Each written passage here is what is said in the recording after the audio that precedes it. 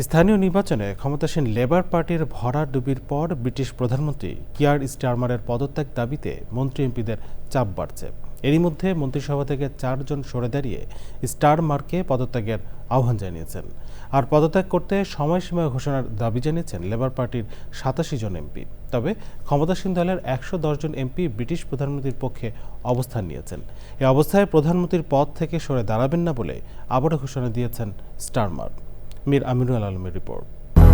200-র বেশি সার্ভিস ও ফিচারে লেনদেনের সব বিকাশ অ্যাপে সম্ভব। স্থানীয় নির্বাচনে ব্যাপক পরাজয়ের পর থেকে বেশ চাপের মুখে ব্রিটিশ প্রধানমন্ত্রী কিয়ার স্টারমার। তার পদত্যাগের আহ্বান জানিয়ে একদিনে মন্ত্রিসভা থেকে সরে দাঁড়িয়েছে 4 জন।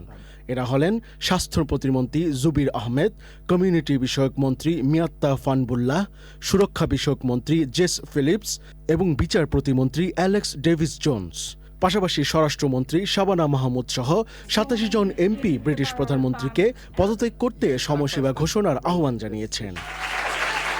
তবে লেবার পার্টির 110 জন এমপি যৌথ বিবৃতিতে নেতৃত্ব পরিবর্তনের বিরোধিতা করেছেন।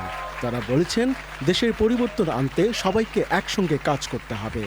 এখন নেতৃত্ব পরিবর্তনের সময় নয়।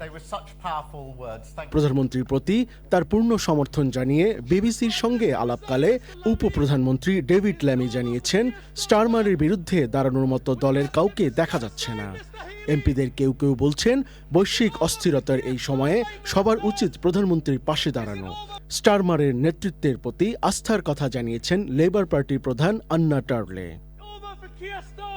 ডাউনিং স্ট্রিটে মন্ত্রিসভার বৈঠকে পদত্যাগ না করে সরকার পরিচালনা করে যাওয়ার কথা জানিয়েছেন প্রধানমন্ত্রী কিয়ার স্টারমার। এমপিদের একটি বড় অংশ কিয়ার স্টারমারের পক্ষে অবস্থান নেয়, হয়তো তাকে এখনই সরে দাঁড়াতে হবে না। তবে দল ও মন্ত্রিসভার ভেতর ক্রমবর্ধমান চাপ মোকাবেলা করে স্টারমারের টিকে থাকা বেশ কঠিনই হবে বলে অনেক বিশ্লেষকের মত। মীর আমিরুল আলম, চ্যানেল আই।